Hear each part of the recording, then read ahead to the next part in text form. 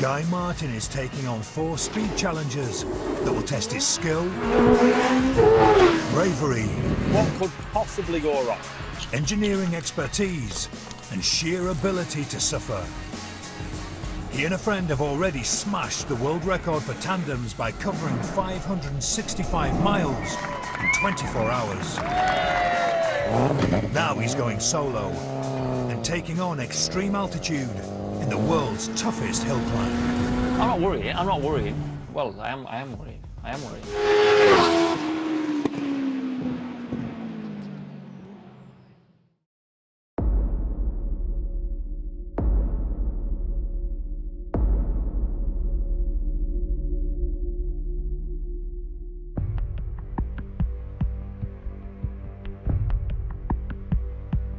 Pikes Peak, the second highest mountain in the Colorado Rockies. The summit is at an incredible 14,100 feet, far higher than any mountain found in the UK. That's fairish. I mean, we've got Ben Nevis in England, that's about 4,000 feet. Yeah, air's a bit thin, With a third less oxygen at the top than at sea level, this will be the extreme setting for a huge physical and technical challenge. Good evening, everybody. This week there will be some rumbling on Pikes Peak as the 92nd running of the Pikes Peak International Hill Climb will run on Sunday.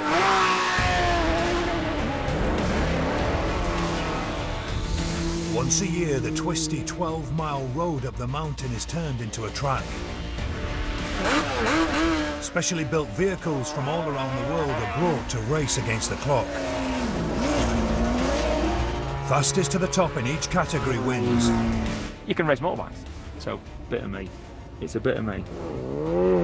The Pikes Peak International Hill Climb is the motorsport equivalent of conquering Mount Everest. But with 156 treacherous turns and sheer drops, the risks don't come any higher.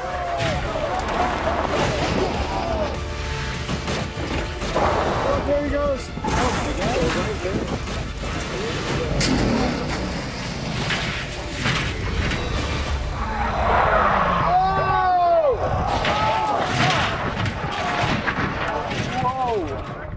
Miraculously, all the drivers survived these crashes with minimal injuries.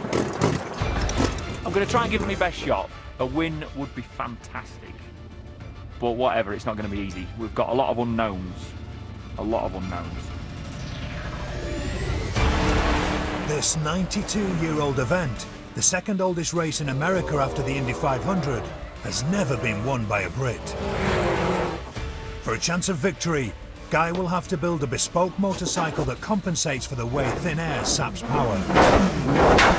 That genuinely scares me. No joking, that scares me. Keep it going. He'll also have to exercise to breaking point so he can adapt to the effects of racing at altitude. Stop. And he'll have to train his brain to memorize every one of the 156 turns. Left, right, right past the ski centre. Yeah, but look, you think you're going to go off the end of the earth. Finally, Guy and his best friend will embark on an epic road trip across America and confront a series of problems that will threaten the whole attempt. I'm trying to think of plan B, but at the minute plan B ain't turning up.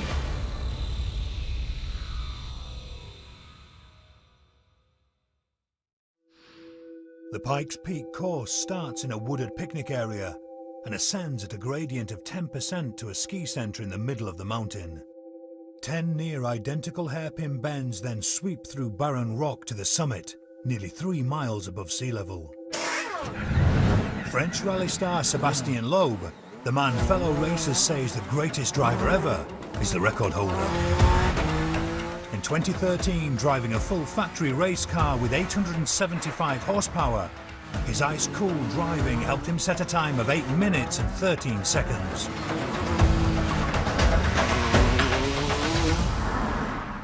Sébastien is difficult to get hold of, but Guy manages to arrange a 20-minute meeting at his race team's Paris HQ. I've drove here, what's it take me? Thick end of 11 hours to get here. Who would I drive 11 hours to meet? Sébastien Loeb, obviously Pikes Peak record holder. think of anyone else. 9 times World Rally Champion. Legend. But also, he's a tradesman, he's an electrician. Which for me, makes him the ultimate legend. Guy wants to know how best to tackle the track's baffling sequence of corners. Trick. I've been making all these notes. If there is any areas to worry about, what for you is the trickiest bit? I think the hardest part for me is from the first hairpin to the ski centre. I just think there's a lot of stuff in between there that looks similar. Yeah, here in this part for sure. That's the most difficult to remember because some are looking really the same. You have a hairpin right and then a long left, and one is a bit faster than the other one, and the third one is tightening.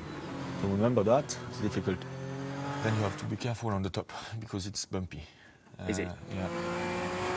Stay left and then go right and go around the bumps. And what did you think to the danger? For me, it was everywhere the same. You are not allowed to crash. Anywhere? It's so fast. And did the altitude affect you? I used oxygen. Did you use oxygen? Yeah. Watching the videos, you can see he's got pipes into his helmet. I thought that was drinks. No, oxygen. Have you got any words of wisdom for me? How would you go about it? Don't fall. Yeah, don't fall. Yeah. Thanks very much. Sebastian's big budget gave him a state-of-the-art car, a large support crew, and 3 weeks at Pikes Peak to memorise the track.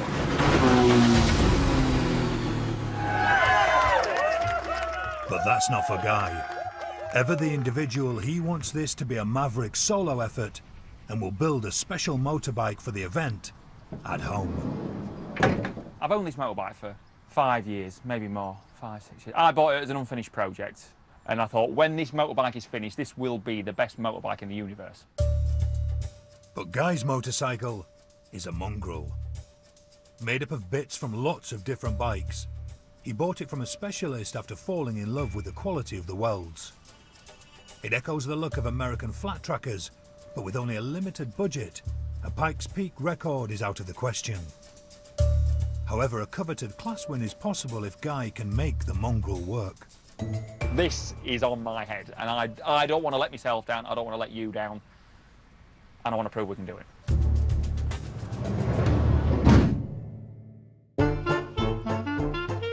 The first Pikes Peak event was held in 1916. The so-called Race to the Clouds was a way of promoting the mountain as a tourist attraction. But the origins of this form of motorsport actually lie in Europe. The French started hill climbing in 1898, but we don't want to know much about that. But hill climbing started in England in 1899, the year after. So yeah, hill climbing started in England in 1899. Very proud, very proud. This is Shelsley Walsh in Worcestershire. It's a private road and a country estate, and is the world's oldest motorsport venue still in use. There are just 3 months until the Pikes Peak Challenge, and Guy's going to have his first experience of hill climbing at the sport's historic home. It's fairly steep, it's fairly steep. I'm going to try and hit you. You ready?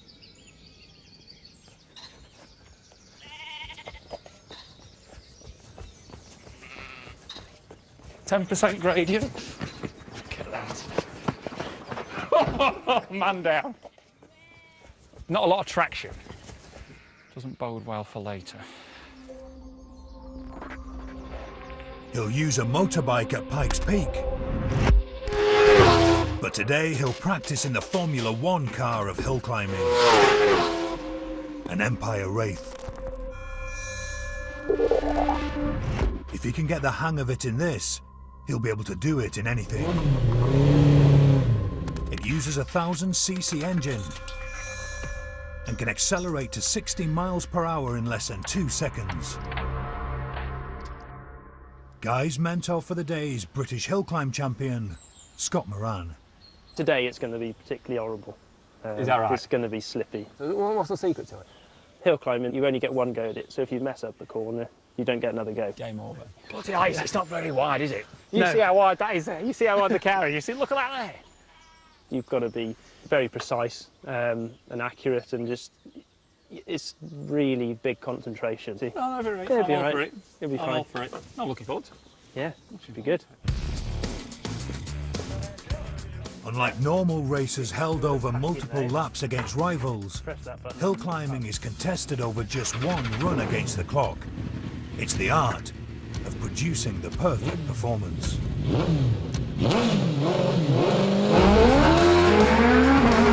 The skill is in turning at exactly the right time, so you take the shortest possible route through every corner. It's the ultimate test of high-speed control and requires supreme concentration. Guy's first run leaves him lost for words. Pushing the push, but he's coming in there, and then just a bit of a. It's meant. It's meant. Course knowledge is vital. Get a corner wrong here and you're in a hedge. Get it wrong at Pikes Peak and you're over a cliff edge. You've got no rest. You're out of one corner, and you're right. You haven't got time to gather your thoughts for the next corner because that you're on it. It's just even what I bet we're not doing much more than 100 miles an hour.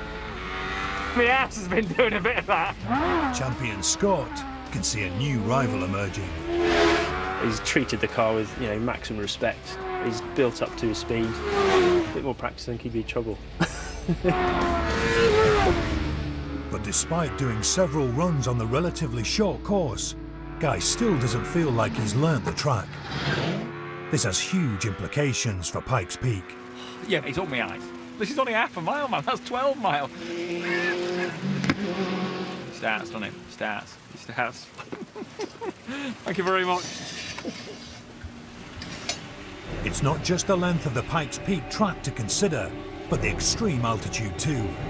The next stage of Guy's preparations will push him to his physical limit.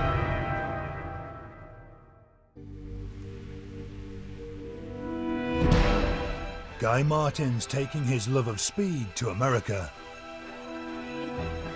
This is the famous Pikes Peak hill climb in Colorado. Racing to nearly 3 miles above sea level on a mountain road with no runoff areas is notoriously dangerous. Thankfully, the drivers here escaped unharmed. Does anyone have a fire extinguisher? Adding to the challenge is the fact Guy wants to tackle this project alone, building the 1300cc motorcycle he'll compete on himself. Guy hopes to enter the exhibition class, the anything goes category for bikes with the biggest engines. This is the rules. Right. 2014 Pikes Peak Challenge Exhibition Motorcycle Technical Inspection Form. And the rules are as follows. Neat and clean with race-ready appearance. Well, I think that's not a problem. Footrests must be blunt and folding. That might be a problem. We might need a bit of sweet talking there. But the largest engineering challenge is to do with altitude. Internal combustion engines work by squeezing a mix of air and fuel in a cylinder, which a spark plug then ignites, driving a piston and powering the engine. But the lower oxygen content of Pikes Peak reduces how explosive that fuel-air mix is. Pikes Peak is so high and the air is so thin that the standard internal combustion engine will lose 30% of its power. It's massive, isn't it? It's massive. But I know how to get around that. We're going to fit a turbo. Turbochargers are small turbines which boost horsepower by increasing the pressure of air entering the cylinder. Forcing more air into the engine helps create a bigger bang. It's the same principle as stoking a fire by blowing on it. Guy Martin, how you doing? I've got a job for you. So Guy takes his mongrel bike to have a turbocharger fitted by a specialist in Derbyshire. Guy phoned me and said, "Here John, I'm doing the Pikes Peak. How do you fancy it?" So I said, "Whatever it takes, we'll do it." Go on, what do you think? Wow. Tell you what, is there any bits that aren't modified? No. Plumbing this turbo into the bike will take days of precision welding. But while the turbo should take care of the bike's performance at altitude, Guy now needs to take care of his own. Just like an engine burns air with fuel to create energy, so does the human body. Every cell, from the brain to the bicep, is powered by combining oxygen with the body's fuel stores of carbohydrate, fat and protein. Reduce the oxygen, and poor endurance, muscle weakness and impaired brain function can follow. Altitude sickness symptoms can start at 8,000 feet. Guy will finish Pikes Peak at 14,000 feet. So he visits the University of Kent's Altitude Training Centre. Okay. I'm an airy bugger. Should be alright. Professor Sam Makora, the Director of Research, is known around the world for his studies of endurance athletes and will test how much thin air will reduce Guy's performance.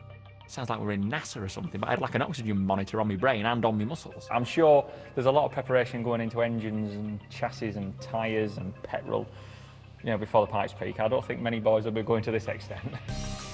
To begin with, Professor Sam monitors Guy during a 10-minute test in normal sea level air. Keep pedaling.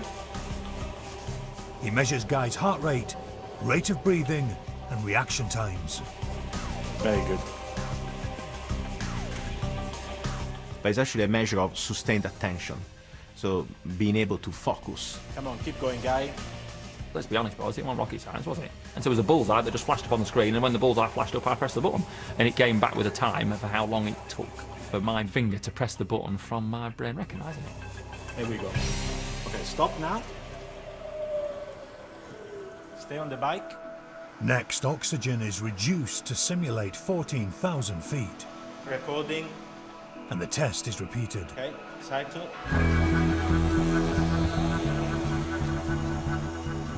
Everything was the same besides the oxygen content. What a difference that made. Feel okay? Harder, huh? Good. Come on, keep going. Very good. Your body tries to compensate for the lack of oxygen in the atmosphere by increasing ventilation. Keep focus, keep going. Don't give up. You heard it, the state I was in. It was not pretty sounding, was it? Come on, unless you feel very sick, we keep going, okay? I was sort of struggling to see. Keep it going, guys. Because I was going that hard, I was having to breathe that heavy. Keep going. I wasn't backing out. Come on, guys, come on. Yes. I was close to him just in case he passed out. Keep going. Come on, let's feel it. Come on. 3 more steps. Sounded like a murder scene. Okay, stop.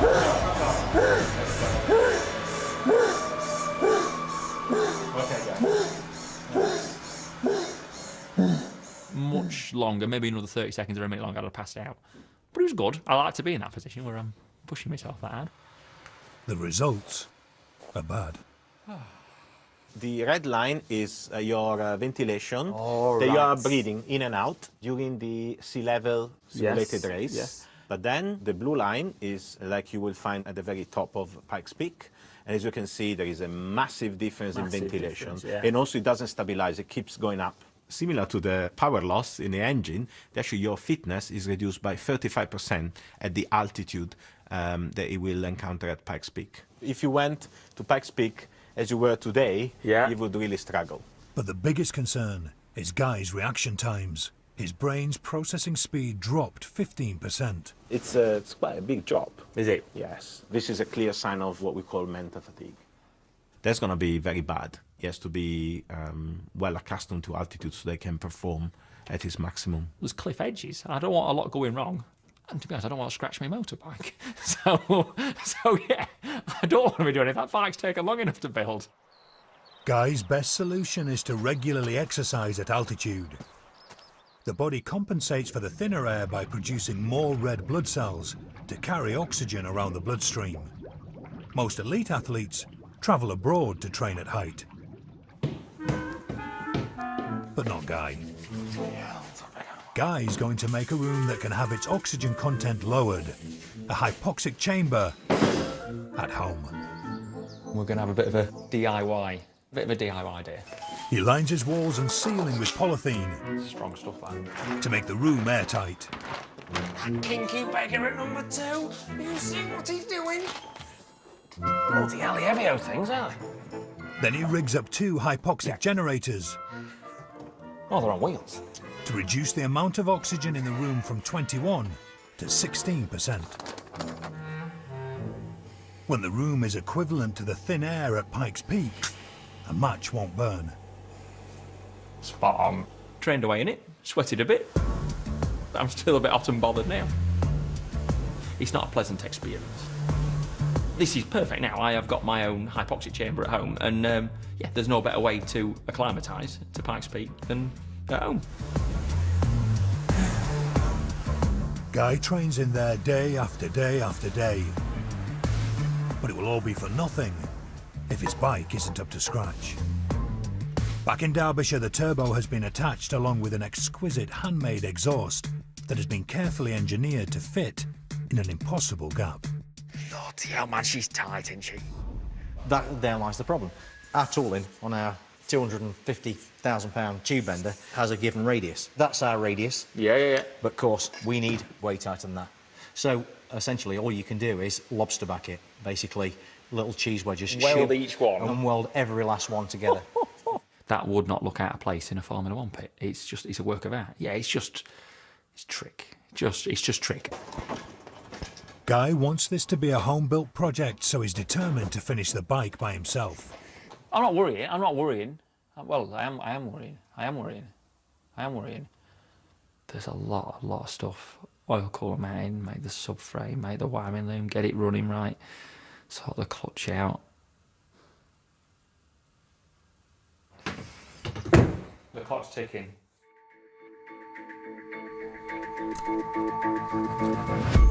Guy works relentlessly. He only stops to check for vital news about the bike's fuel tank. There's Paddy, my mate, legend, paints me helmets. Tank is done. I was on it till 3:30 a.m. Exclamation mark, exclamation mark, exclamation mark, exclamation mark. Guy's friend Paddy, bricklayer, fireman and spray painter, arrives with the freshly painted tank. Don't drop this one, Guy, please. It's the last piece of the puzzle.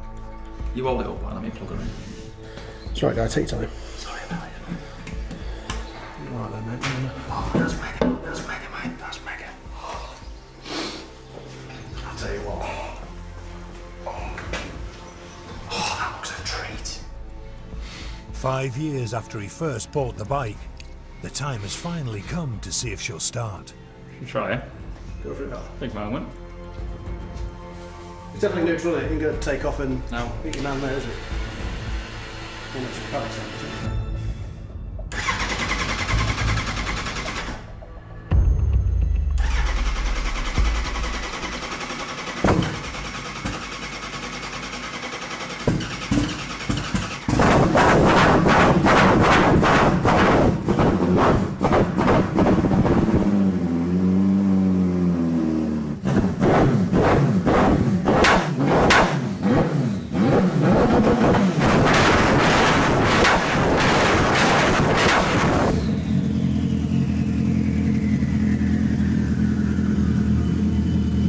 That scares me.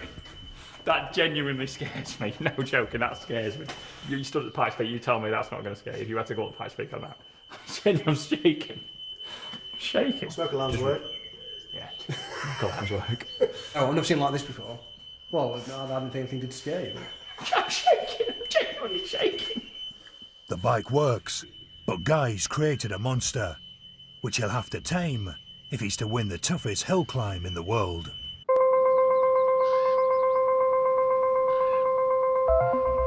Guy Martin is taking on Pikes Peak in Colorado. The 1 mile vertical ascent is the hardest hill climb in the world. It's never been won by a Brit, so Guy's enlisted some last minute help. His former Isle of Man TT mechanic and old friend, Cammy. Is she running? Yeah, she's running. Right, it's me. It's Cammy. Hello. Hey, Cammy. Cameron Whitworth. Yeah. Cameron Whitworth. Cameron John Whitworth III. Rank mechanic. Number, I don't think I've got a number, have I? How was the add-on? I did build the bike, but I need someone to fix it, so yeah. But he's all right. Cammy's legend. He's got 17 TT wins to his name, so he knows what he's doing. He knows how to wheel the spanner. But just a big moment. The bike Yeah, the bike's an unknown, the track's an unknown, the event's an unknown, the altitude's an unknown, we're an unknown with Americans. So yeah, Anything could happen. Absolutely anything. He's not your normal kind of person, and he comes to mine and he's not had a shower for 5 days, and he borrows my underwear, and he's had the same pair of boxers on for 5 days, but that's him. And you'll never change him, because if you try to change him, he'll do it even more.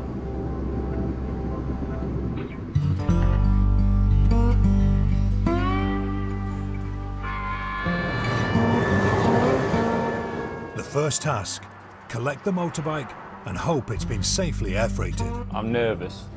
I've not seen it for over a week now. There's our man. That's some bus, isn't it?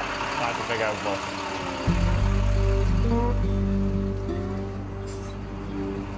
Come on, let's have a look. Yeah. Everything needs to be loaded into their rental van. Oh, good job we had that Mexican breakfast. The spare parts and tools have arrived intact. Specs. Hey Elvis, we're gonna win this race. You coming down, fellas? Yeah, go on, mate. Watch your toes. But how's the bike? She's there, Chief, and she's not falling over. That's a bitchin' bike. It's a bitching bike. It's a bitchin' bike. Said with a straight face. I like it. Oh, go on. Yeah. Right. Guy and Cammy head for the famous Route 66. This one or next one? It's a slight forking road here. It's the next one, not this one, Roland. It's the next one. They're 400 miles from Pikes Peak. We're doing 60. What's he doing? Yeah. What's he doing? That's mile an hour, that. Yeah. Bloody hell. Rubber ducks. First, they're off to meet Albuquerque's most famous son, American racing legend, Bobby Unser. He's the only man to win the Indy 500 in 3 decades. 3 different decades, that's pretty impressive. 3 different decades. 60s, 70s, 80s, he's won the Indy 500. And he's won Pikes Peak. He's won Pikes Peak 13 times. That must be it there, Chief. Yeah. Nobody has won Pikes Peak more times than Bobby Unser, and Guy and Cammy want to show their respect. Press the bell, eh? Hello there, Bobby. How are you? How are you, Bobby? I'm Guy. Hi, guys. Pleased to meet you, mate. Enter. This is my mate, Cammy. Are you all How right? are you? Sure. Pleased to meet you. Come on in. We've been told you're the man Wipe to come your and see. feet. We just I'll cleaned take it them off, mate. yesterday. Thanks very much. How are you keeping, mate? Huh? How are you keeping? Good. Yeah? Good. You're looking well. Do you think it's a dangerous race? Pikes Peak. It's very dangerous. Yeah. If you get rain or if you get hail, which is very common up there. Is it? The scariest part is going to be like maybe 3/4 the way up. Yeah. It's what they call the W's. The W's? Yeah, the W's. Right.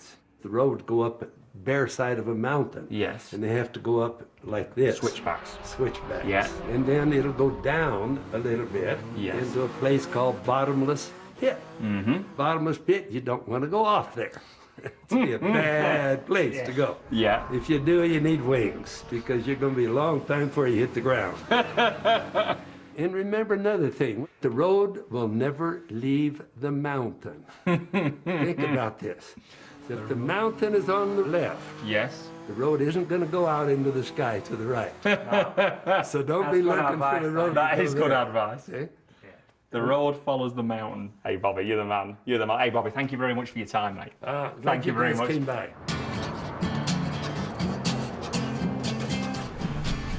The road trip continues. Oh, I'm out window. V8. I'm doing about 9.5 to the gallon. We're just going to Colorado Springs. How long do you reckon? Colorado Springs. Colorado Springs, about 6 hours, I want to say. 6 hours? The journey is over. The Pikes Peak Mountain awaits. Yeah, which one is it? Bit of an hill, innit? Yeah. A bit of an hill? So let's get cracking. Come on.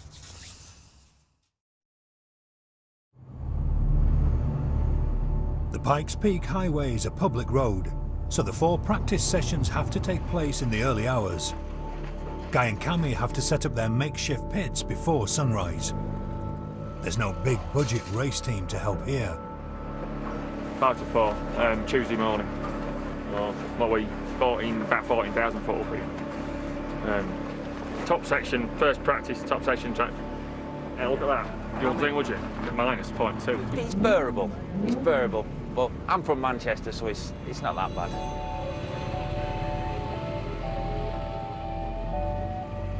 Oh, the rosy finger of dawn is breaking. Mechanic Cammy sends his best friend off with the other competitors for the very first run on the homemade bike. You know, when he disappears, you never know, but we always hope for the best. You know, it's a serious thing, isn't it? It's not a playground.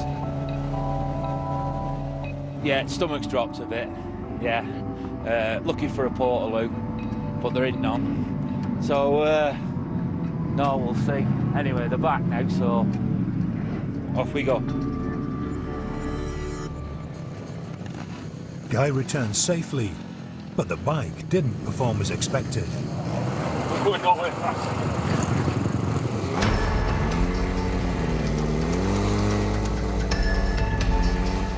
They go for a second run to try and find out why the bike isn't accelerating properly.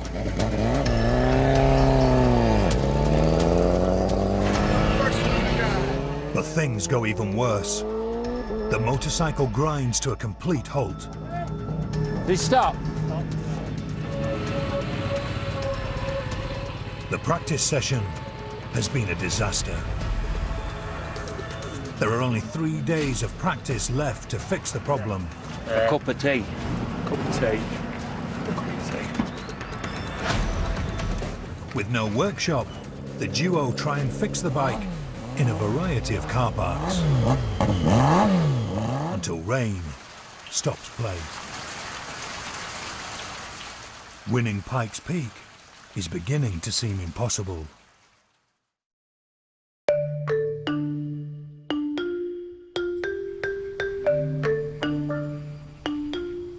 Guy spends every spare minute trying to memorize the Pikes Peak course. For the past 6 months, he's watched videos of Pikes Peak, trying to learn the 12-mile sequence of 156 turns off by heart. It goes right, left, Yeah. and there's a bit of a right kink right at the end of this straight. Correct. Out the Round left-hand the hairpin, hairpin. and it goes left, and then long right past the ski centre. Correct. If Guy misremembers just one corner, it could be fatal.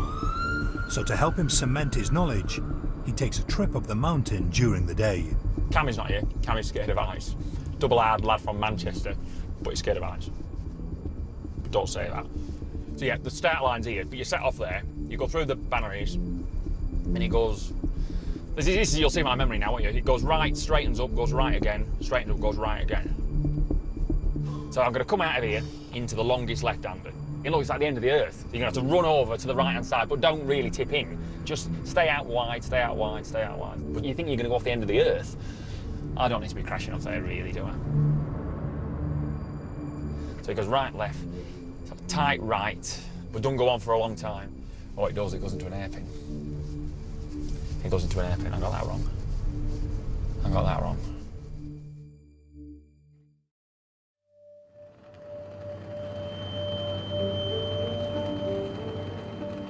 Lord, we're here again on your beautiful mountain, and thank you that we're alive and breathing, and keep us away from the guardrails with your guardian angels on us. In Jesus' name, amen. Riders briefing. Apparently, don't stop in the picnic area. If you do, don't stay there for long because there's a bear. A real life one, not the cuddly ones that you win on the grabbing machines at Blackpool. That's all you need. Once again, Guy's temperamental bike cuts out. The team are feeling like underdogs. This is what we're on about with like Guy and Cammy against the world. Like, we're here. Jeans on from last night, full of oil, and over there you have 27 members of factory Ducati team in their articulated truck with all the spanners lined out like it's a car boot sale. With the bike continuing to run roughly, Guy attempts to reprogram the bike's electronic brain and alter how much fuel it burns. These are just numbers. They're just telling it to add more fuel to make the engine run cooler, and make the engine run smoother. It doesn't work. The bike still coughs and splutters. The mystery problem could scupper everything Guy's worked for, but spirits remain high. Everyone's happy. Everyone's happy. I'm still smiling. He's still smiling. I like a challenge, and yeah, this is proving to be a right challenge. But let's get some brake clean around that clutch. Would you ride the bike? No, not in a million years. I ain't even sat on it. it's got to be mad. I mean, you got to be mad to own a bike like that, to stick a turbo on it, they're fast enough as they is, and then to come up here. I mean, we drove up here. It's frightening, isn't it? Going round them Erpin bends, and you're just shooting up like, and it's like that. Though. It just drops off the end of the world. And he's like, oh yeah, I'll tip it in, and you're like, yeah, I got my knee down. I wouldn't even look down, never mind get my knee down. Do you know what I mean? The bike still has an intermittent fault that makes the engine cut out unexpectedly, leaving Guy stranded on the course. But at least he hasn't crashed. One fellow competitor misjudges a switchback bend and takes out a rider below. A race truck driver is lucky to walk away after careering over the side of the mountain. The thought of running a malfunctioning bike on this treacherous course plays heavily on the team's minds. At the minute, we're very sceptical because the bike, the way it is not really safe to run. We don't want to put anyone at danger, especially Guy. There's a gremlin somewhere, and we can't find the gremlin. So at the minute, we're just sat here, just I'm trying to think of plan B, but at the minute, plan B ain't turning up.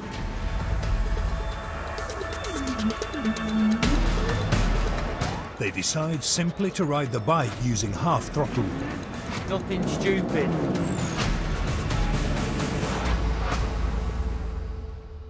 It seems to work. Below 100 miles per hour, the bike runs more predictably, indicating a faulty fuel valve can't deliver enough fuel at higher speeds. A replacement is unavailable. I know what I'm dealing with now. I know the tools I've got. I know I can ride to its strengths. I can account for its weaknesses. Stick. Is it safe? Probably not. Probably not. Probably not. Nobody knows if Guy will finish the race safely. 3 months preparation might be all for nothing. America's mountain, breathtaking in its beauty. It shows no mercy towards those who dare to race to the top. Don't miss the 92nd running of the Pikes Peak International Hill Climb, June 29th. Who will challenge? Who will dominate? Watch the best drivers and riders in the world battle the most challenging mountain in America. Race week fun for the whole family. It's the race to the clouds, the 92nd running of the Pikes Peak International Hill Climb. What do you think of the mountain so far? It's all right. The day before the Pikes Peak race, all the competitors display their machinery in downtown Colorado Springs. What do you think of my bike? I think it's awesome. Yeah. Someday he's gonna weld like that. No, I'm not. Guy and his bike cause quite a stir. Are you married? No. You got a boyfriend? No. You haven't? Yeah. Can I catch up with you later on? Yeah. Go for a pint? Yes. Yeah? Right, see you in a bit then, eh? Okay. Yeah? Spot on. Spot on. See you in a bit. All right. Cheers, mate. Oh, she could be the future wife.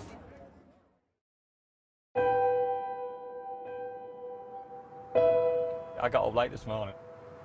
Well, it's not this morning, was it? I got up at midnight. The Pikes Peak hill climb is so popular that crowds start pouring onto the mountain 6 hours before the racing starts. Training seems to have worked all right. Altitude's not affecting me. Brain's all right. Track knowledge all right. Bike is... we always knew it was going to be an unknown. We hadn't taken the easy option. It's turned out it wasn't the easy option. It's causing a right load of grief. We've got to race. We've got to race. Whatever. Come hell or high water, we're going to race. We're going to race. I've had a word with him and I've just said, you know, we've all seen how dangerous it can be up there on them Erpin bends. I know he wants to put on a good show, get a good time, but, you know, we all want to go home and end the day together. Looking forward to it. Yeah? We're on it. We're on it. In fact, it's only 3 o'clock there now. We're not really going to do anything until 7:30, 7. So I might get 40 winks. 40 winks. Guys racing in the so-called exhibition class for bikes with the biggest engines. His chief rival is Yasuo Arai. The experienced Japanese competitor has been fast throughout practice.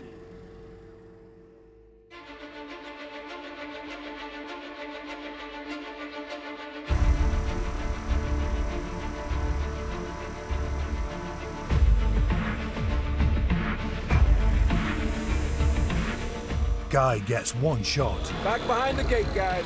Here we go, here we go. There are no second chances. Nothing stupid.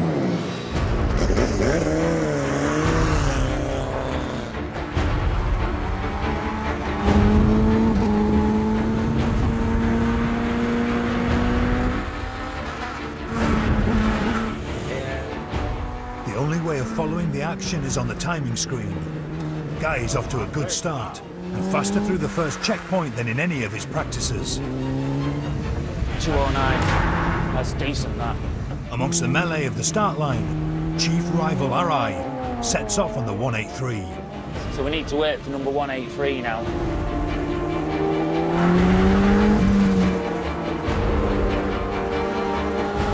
The timing reveals Arai is faster. He's 2.5 seconds quicker.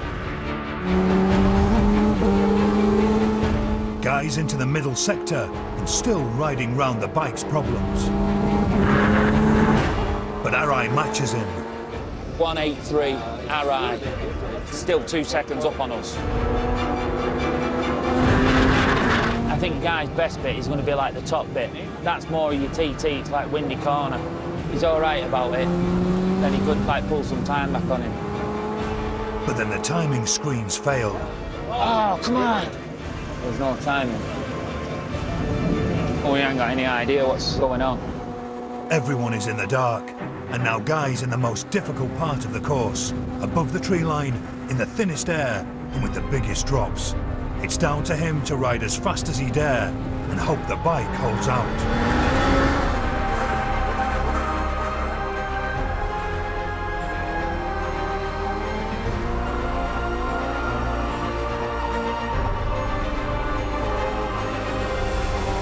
The way to deal with a race like that is to deal with it in the way I dealt with it.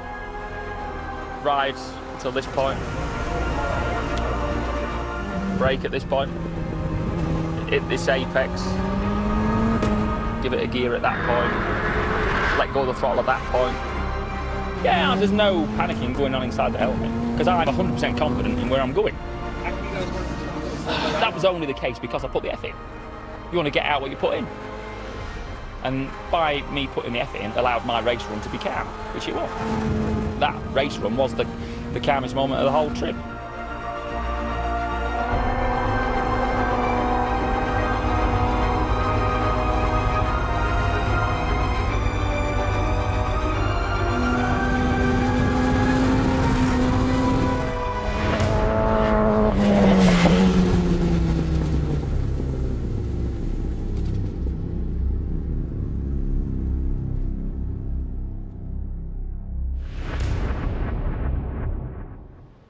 Despite the calmness, Guy's upset the bike wasn't working properly. I got to the top and I was a bit peed off, just because I knew I could have gone so much faster. All eyes turn to Arai finishing on the 183. The clock stops. Has Guy done enough to win? Yeah, he won. Yes! Yeah! He's won by a second from Arai. Yes, congratulations. Yeah, cheers. Yeah. On a homemade bike that is basically broken, Guy has overcome the 2-second gap at halfway to become the first British winner at Pikes Peak by a solitary second. And he has no idea. I don't know. I didn't want to leave me time. Because I wasn't bothered. I just was not bothered. But you made me go find the time.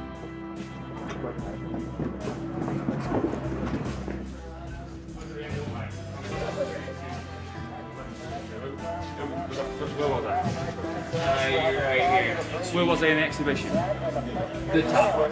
I was quick first exhibition. Quickest exhibition. First exhibition. Congratulations.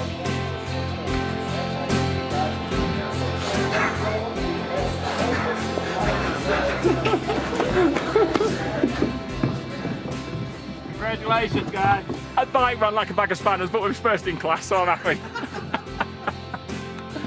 I'm happy. Now we're talking. Man's got a beer. Man's got a beer.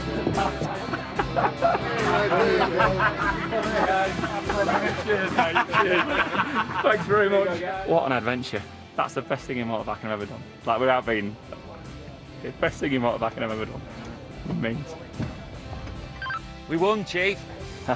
Spot on, mate. Yeah, well done, mate. 100%. Sat up here with a beer, looking over the world, mate. Mega. Mega. Thanks very much.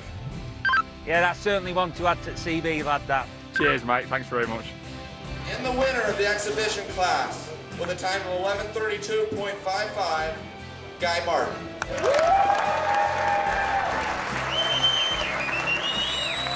Cheers, man. Thanks very much. Cheers, up. Cheers, mate. Thanks very much.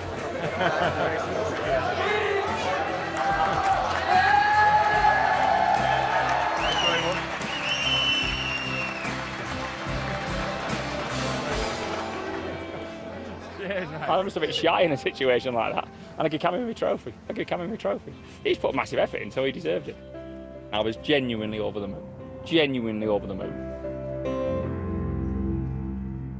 It was like the Oscars, wasn't it?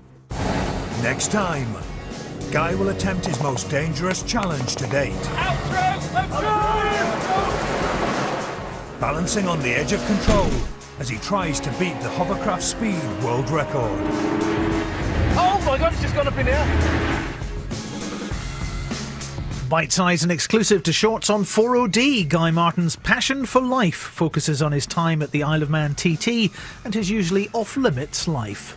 Next tonight, Carrie acts on a tip while Saul calls in a favour from a friend in the Pakistani military in Homeland.